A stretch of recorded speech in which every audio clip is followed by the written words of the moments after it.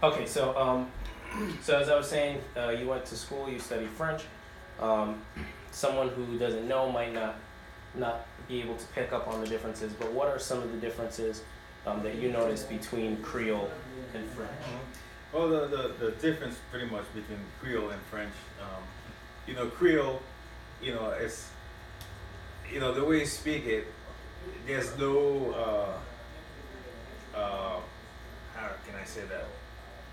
Um, it's just like a free language. You don't have to, there's not a proper grammar you have to apply to, to make it like French is, the grammar, everything has to be aligned. You have to make sure that when you speak it, French is a beautiful language, but you know, as much as it's almost like when you're writing it, the grammar has to be correct. With French, when you speak it, the words has to be correct and align with what you're saying. And Creole, pretty much when you speak it, it's like free. You can say, thing. There's no restrictions or no. There's less rules and regulations. Right, less rule than French. French that have a lot of rules that you have to apply, to make it sound good. So similar, Creole, the Haitian Creole is similar to the Jamaican patois. It brings you to a certain place where it makes you at home, comfortable. Where in French it's so proper and so correct that if it's not spoken in the right tense and structure and stuff. It throws off the whole language and what we call the Ebonics, what American will call Ebonics here. But with Creole, you could say whatever you want to say, and there is really no right or wrong to it. Because it's such a phonetic sound language that really there's no correct or incorrect. It's just it makes sense as it goes. And you see, with French, like if you speak in French, and even if you grew up speaking French, and if you don't apply the proper, like let's just say verb and stuff, and they look at you like uneducated. Yeah. As far as Creole, you just speak it, and they, there's no restriction, no, It's not looked down upon if you say something correctly. Right. Right. So, Dad, I know you've spoken to people who speak similar types of French-based Creole languages, and you've had opportunities to travel to places like Martinique and Dominica and met some people from St. Lucia. And you've been able to talk with them. And the Creoles are similar, but they're a little different. Are there any differences that you were able to pick up between Haitian Creole and any of the other French-based Creoles? No, it's similar to what the Spanish would refer to as Spanish from Spain or Spanish from Mexico. You have a few words that may have similarity or have differences of meaning. Or like you would say the American English versus the British English. The British English, or even the French from France and the French from Canada. There's a slight difference here and there, but the base is still the same. So, for example, when I was in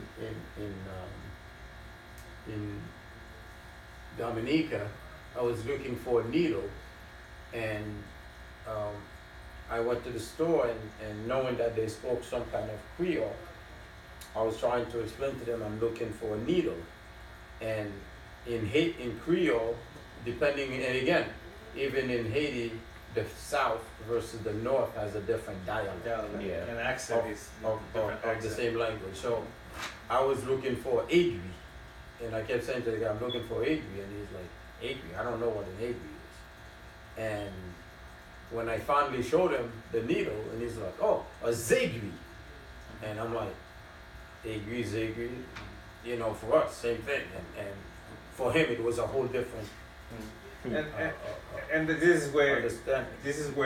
it can go. where you speak how the language is similar to French, and that's where the similarity come. Like when we speak Creole, we can add French into it, and you still understand it. But when you speak in French, if you add Creole before, then they accept it. Like we spoke before.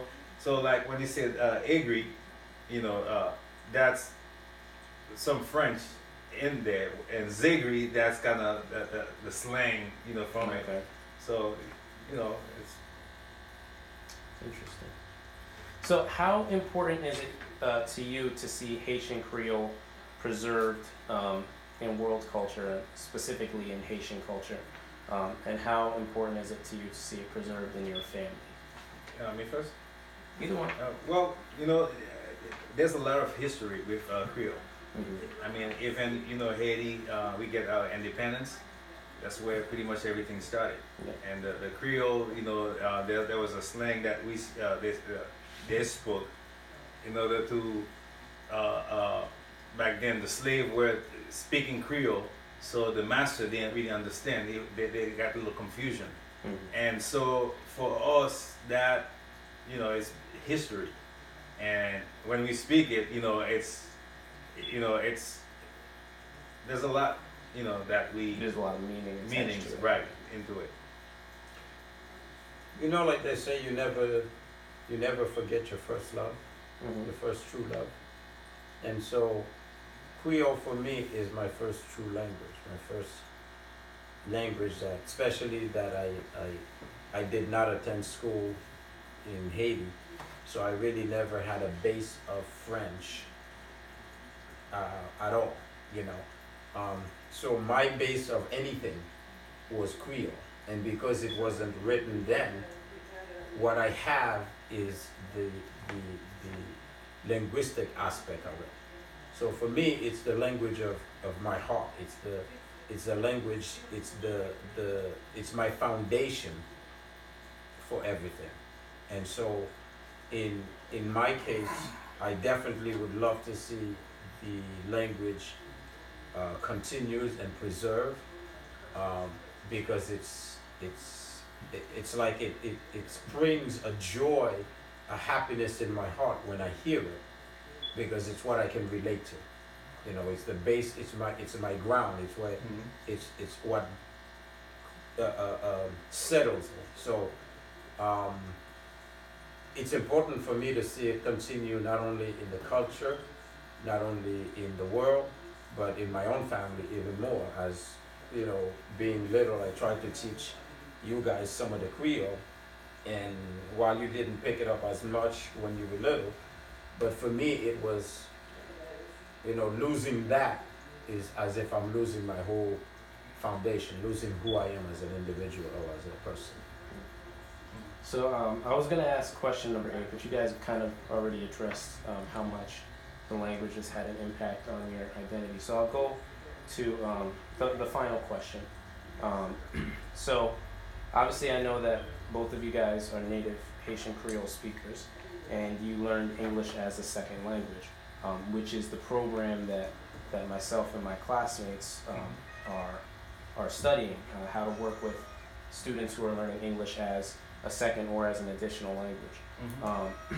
So because Haitian Creole is a growing language for English language learners, students in the United States, it'd be great to get your perspectives on some of the things that you struggled with in learning in learning English. So could each of you share one aspect of English that you found particularly challenging to learn while you were in school?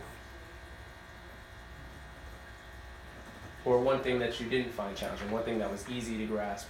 Well, as far as for me, the only challenge that I had when I first started learning English was, even though I can somewhat understand, and it was, at that time, it's like, I guess it's normal for everybody, when people speaking it and they were talking too fast, and sometimes, it take a lot for me to process it, because I have, like, let's just say, I have to try to process it in Creole and then to translate so I can understand it, in English what it means. So that was the challenge that I got. Like if you say good morning to me, I have to try to you understand what I'm saying? Equate it. Yes, to see it right. And I guess that was. But as far as learning, it wasn't challenging. I mean, one thing that helped me a lot when I came up, I used to watch a lot of show like Martin, like those old shows and stuff, and that kind of helped me, pick up the language a little bit faster.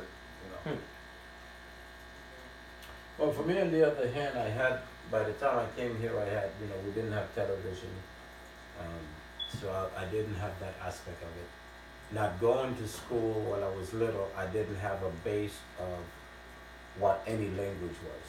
So for me, the language that I understood was strictly from hearing the language. So what I found, it was easier for me to learn English as it's being spoken to me than as it is to be reading it.